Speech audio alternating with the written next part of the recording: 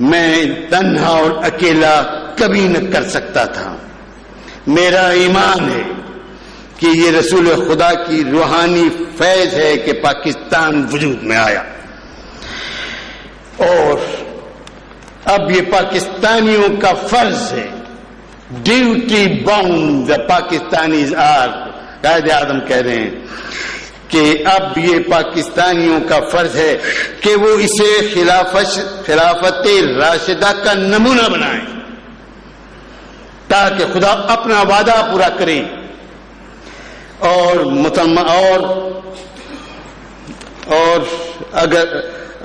خدا اپنا وعدہ پورا کرے اور مسلمانوں کو زمین کی بادشاہت عطا کرے. پاکستان میں سب کچھ ہے. یہاں پر ریگستانوں میدانوں میں نباتات معدنیات بھی ہیں. انہیں تسخیر کرنا قوم کا فرض ہے. قوم نیک نیتی، دیانتداری، اچھے اعمال اور نظم و ضبط سے، اخلاقی برائیوں سے، ممانعت اور سرپرستی اور خود پسندی سے تباہ ہو جاتی ہیں. یہ قائد اعظم کے آخری الفاظ تھے، یہ وصیت تھی. اور یہ حکومت جو اپنے آپ کو قائد اعظم کا وارث سمجھتی ہے، وہ ان کی وصیت پر اگر عمل درآمد کرے تو یقیناً ہم اپنے نظام مقاصد کو پورا کریں گے. حضرات، پھر میں آخر میں اقبال کے شعر پر اپنی بات کو ختم کرتا ہوں. اقبال نے کہا تھا کہ در جہاں نائب حق بودن خوش است، بلانا سے حکمراں بودن خوش است. والسلام علیکم ورحمۃ اللہ وبرکاتہ. بہت شکریہ قریشی صاحب. خاص طور پر قائد اعظم کا یہ فرمان اور ان کا یہ آخری دور کا یہ پیغام جو ہے مسلمانان پاکستان کے نام، یہ تو بہت ہی ایک عمدہ بات ہے جو آپ نے یہاں پیش کی ہے. اور اس میں مجھے اپنی گفتگو کے ایک خلا کا احساس ہو گیا. قائد اعظم نے جو فرمایا کہ تاکہ اللہ کا وعدہ پورا ہو جائے، گویا کہ یہ سورہ نور کی آیت نمبر 55 کی طرف اشارہ کر رہے ہیں قائد اعظم. وعد اللہ الذین آمنوا منکم وعملوا الصالحات لیستخلفنہم فی الارض. اس آیت کو میں کوٹ کرنا چاہتا تھا اپنے پروگرام کے مطابق کہ خلافت جو ہے ختم نبوت کے بعد اب کلیکٹیو ہے مسلمانوں کی، اس لیے کہ حضرت داؤد سے واحد کے سیغے میں بات ہوئی، یا داؤد انا جعلناک خلیفۃ فی الارض. اور یہاں ہے وعد اللہ الذین آمنوا منکم وعملوا الصالحات لیستخلفنہم فی الارض. اللہ کا وعدہ ہے مسلمانوں، جو تم میں سے ایمان اور عمل صالح کا حق ادا کریں گے انہیں استخلاف فی الارض عطا کرے گا. اس وعدے کی طرف اشارہ کر رہے ہیں. میں حیران ہوں کہ یہ واقعتاً یہ کوٹیشن جو ہے قائد اعظم کی میرے علم میں نہیں تھی، یہ میرے علم میں اضافہ ہے اور بہت قیمتی متاع ہے. اسے ہمیں سینے سے لگا کے رکھنا چاہیے، اسے بہت بڑے پیمانے پر عام کرنا چاہیے. اور میں سمجھتا ہوں کہ ان سے لے کر اور ندائے خلافت کا جو تازہ شمارہ چھپے اس کے سرورق پر یہ کوٹیشن قائد اعظم کی آ جانی چاہیے. اور وہ وعدہ جو ہے، وہ جو کتابچہ میں نے آپ کو دیا ہے 4 ورقے کا، اس میں یہ آیت بھی ہے اور یہ بھی کہ اب جب یہ نظام خلافت علی منہاج النبوہ قائم ہوگا تو گلوبل ہوگا. اور یہ کہ اس کا نقطہ آغاز یہ در حقیقت پاکستان کا قیام جو ہے معجزہ خداوندی اور جو غلبہ اسلام کا عالمی غلبے کی جو اللہ کی تدابیر ہیں ان کی ایک کڑی. دوبارہ شکریہ قریشی صاحب کا.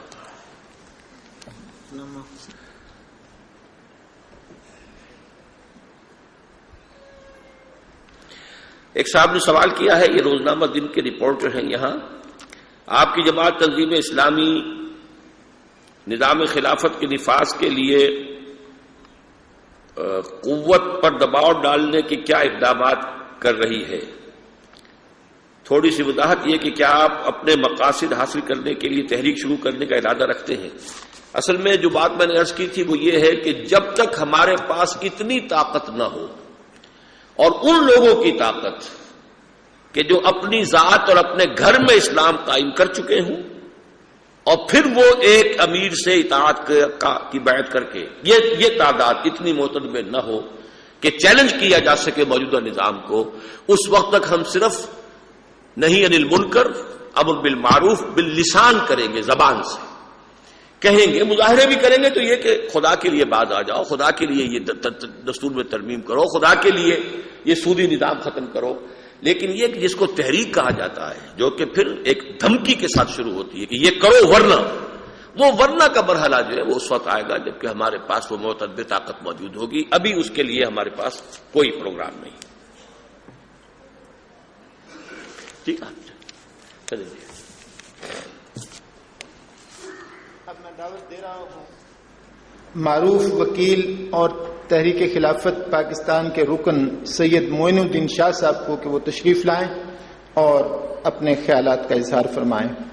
سید معین الدین شاہ صاحب.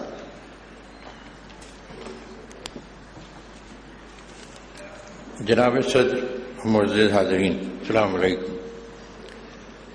ڈاکٹر صاحب نے جو کچھ آج اپنے فاضلانہ خطبے میں ارشاد فرمایا اس سے کوئی اختلاف کی گنجائش نہیں ہو سکتی. میں ایک رجائیت پسند مسلمان ہوں. مجھ سے مسلمان کے کردار، مسلمان کے اخلاق اور آپ کے تمام باتوں پر اعتماد ہے، اور آپ کو میرے خیال کے مطابق میں اپنی پوری دیانتداری سے کہہ رہا ہوں اس وقت دنیا کی بہترین قوم جو ہے وہ مسلمان ہے، اور آپ کو خلافت مل چکی ہے، دنیا کی امامت مل چکی ہے. میں ایک بات اور عرض کرتا ہوں، پاکستان ایک اسلامی ریاست ہے، جیسا کہ ڈاکٹر صاحب نے فرمایا.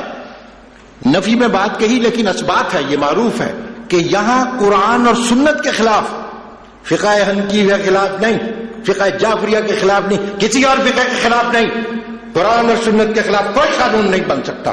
یہی اسلام ہے. یہ اس سے زیادہ پازیٹو بات کوئی نہیں کہی.